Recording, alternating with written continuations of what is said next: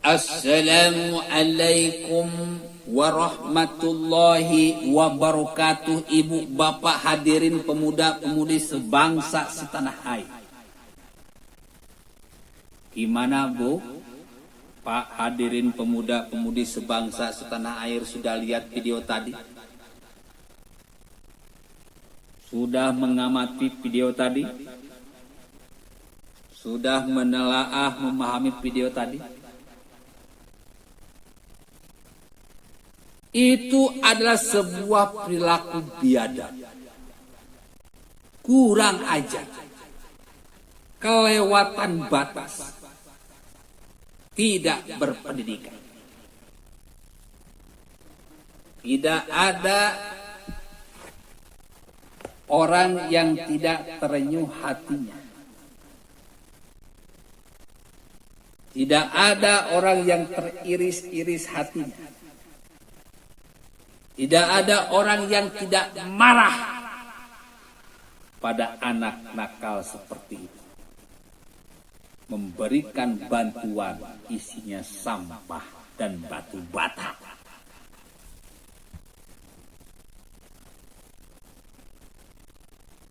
Hal yang paling mengerikan, ketika videonya viral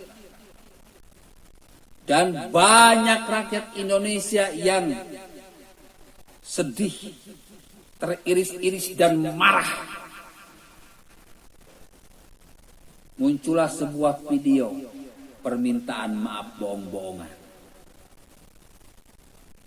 Akhirnya kemarahan kita, rakyat Indonesia, semakin memuncak dan terus memuncak.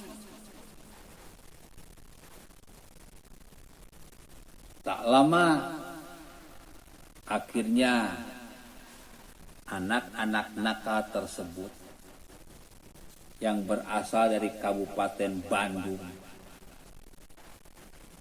di daerah Bale Endah. Kalau saya di kota Bandung, terciduk, Mas. Ini adalah sebuah resiko. Ini adalah sebuah balasan yang setimpal. Orang-orang jahat pantas dihukum seberat-beratnya sesuai perilaku, sesuai hukum yang berlaku di negara ini. Saya apresiasi kepada aparat yang dengan cepat menangkap ketiga anak nakal tersebut. Ibu, bapak, hadirin pemuda-pemudi sebangsa setanah air. Ini adalah sebuah pelajaran yang berharga bagi kita. Di era keterbukaan ini, di era serba nampak ini, di era serba bebas ini, di era internet ini,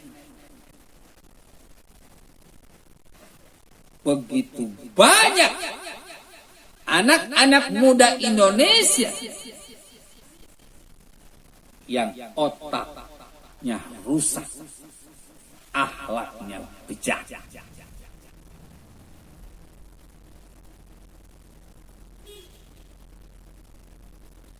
Bayangkan, cuma demi mendapatkan subscriber yang banyak, tontonan yang banyak, mereka berani mengambil tindakan-tindakan yang di luar nalar, di luar rasa, dan melanggar hukum.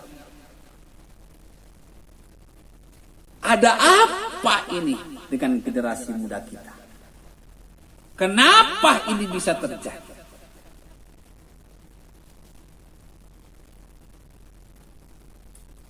Jawabannya cuma ada dua hal. Pendidikan keluarga dan pendidikan sekolah atau kampus. Berpuluh-puluh tahun saya mengamati dunia keluarga dan dunia pendidikan Indonesia. Kita ini sudah lalai, Mas. Di era globalisasi ini kita sudah lalai kepada anak-anak kita.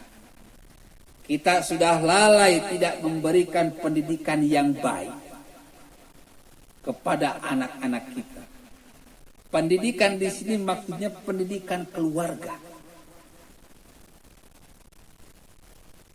Kita terlalu mengandalkan pendidikan sekolah.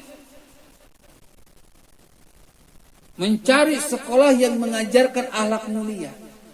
Mencari sekolah yang mengajarkan etika. Gak bisa, Mas. Kita tidak bisa mengajarkan sekolah. Pendidikan yang paling baik itu adalah pendidikan keluarga. Ingat, harta yang paling berharga bukanlah mobil mewah. Harta yang paling berharga bukanlah rumah bertingkat-tingkat. Harta yang paling berharga bukanlah tanah yang harganya ratusan miliar. Harta yang paling berharga bukanlah duit yang ada di rekening bank yang isinya ratusan miliar. Harta yang paling berharga adalah anak-anak kita.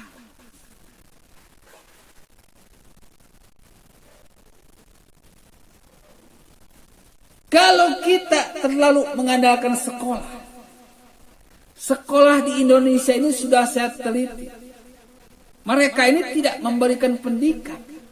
Tetapi hampir mayoritas dunia pendidikan di Indonesia, sekolah-sekolah di Indonesia, kampus-kampus di Indonesia lebih mengutamakan pengajaran materi daripada pendidikan akhlak yang mulia.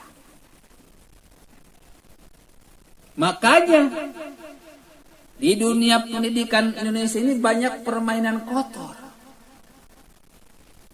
Kalau sekarang banyak koruptor, wajar, Mas Bro.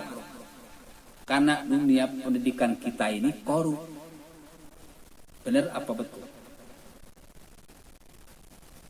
Kalau sekarang banyak orang-orang nakal seperti anak-anak yang tadi, wajar, Bro. Karena di dunia pendidikan kita ini, di sekolah, di kampus, banyak praktek-praktek nakal. Kalau banyak sekarang orang-orang bobrok, rusak otaknya, rusak akhlaknya, wajar, Mas. Karena dunia pendidikan Indonesia, sekolah dan kampus itu sudah lama otak dan akhlaknya bobrok.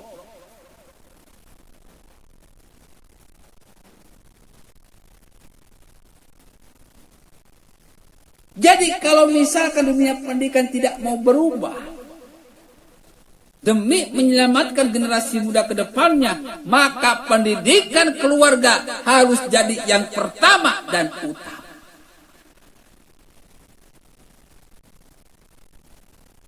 Bayangkan kalau anak kita yang berperilaku seperti anak nakal tadi, lalu dipenjara, viral, bukan karena kecerdasannya, tapi kebodohan dan kezaliman.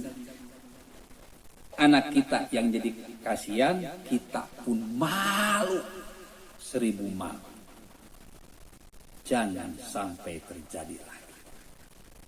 Sambil menunggu dunia pendidikan kita bagus otaknya, bagus akhlaknya, maka mulai sekarang gerakan di keluarga kita, pendidikan keluarga kita, mulai melaksanakan program revolusi otak dan revolusi akhlak di keluarga masing-masing. Jangan berharap dengan pendidikan Indonesia. Jangan berharap dengan sekolah-sekolah di Indonesia. Jangan berharap dengan kampus-kampus di Indonesia. Sudah lama, Bro. Dunia pendidikan ini bobrok otaknya dan bobrok akhlak. Jual kursi bukanlah rahasia umum.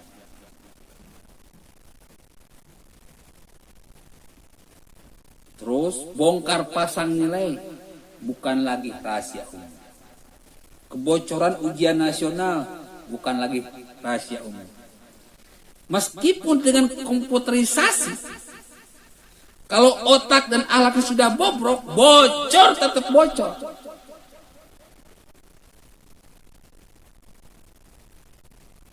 Kita tidak akan bisa mengandalkan dunia pendidikan Indonesia yang sudah lama bobrok. Apalagi kalau menterinya ini cuma lebih mengutamakan pencitraan, susah. Saya itu membutuhkan dunia pendidikan ini orang-orang seperti Ahok. Baru dunia pendidikan Indonesia bisa bagus. Kalau cuma pencitraan, menghimbau nggak bisa, Mas Bro. Kebobrokan otak, kebobrokan akhlak di dunia pendidikan ini sudah lama. Nauzubillah, summa nauzubillah. Jadi saya tidak kaget kalau semakin hari generasi muda Indonesia semakin bobrok otaknya, bobrok akhlaknya. Mari kita sama-sama, para pejuang NKRI dimanapun kalian berada, sama-sama dengan Gus AA melakukan revolusi otak dan revolusi akhlak. Secepat-cepatnya. Jangan 5 tahun. Kalau perlu 2 tahun. Kalau perlu 1 tahun. Kita lakukan revolusi otak dan revolusi akhlak besar-besaran di keluarga dan di sekolah yang ada di Indonesia. Mudah-mudahan kalau misalkan saya banyak dukungan dari kalian semua, bisa didengar oleh Presiden, bisa didengar oleh Menteri Pendidikan, bisa didengar oleh gubernur, para gubernur, wali kota, bupati, camat, lurah, RT, RW. Saya ini sudah masukin surat RT, RW, lurah, camat, wali kota, bupati, gubernur, menteri, bahkan presiden, tapi belum ada tanggapan, Mas. Kalau sudah begini kan usah jadi repot. Generasi muda sudah rusak otak dan rusak akhlaknya. Mau jadi apa ke depan? Nauzubillah, summa nauzubillah. Billahi taufiq wal hidayah. Wassalamualaikum warahmatullahi wabarakatuh.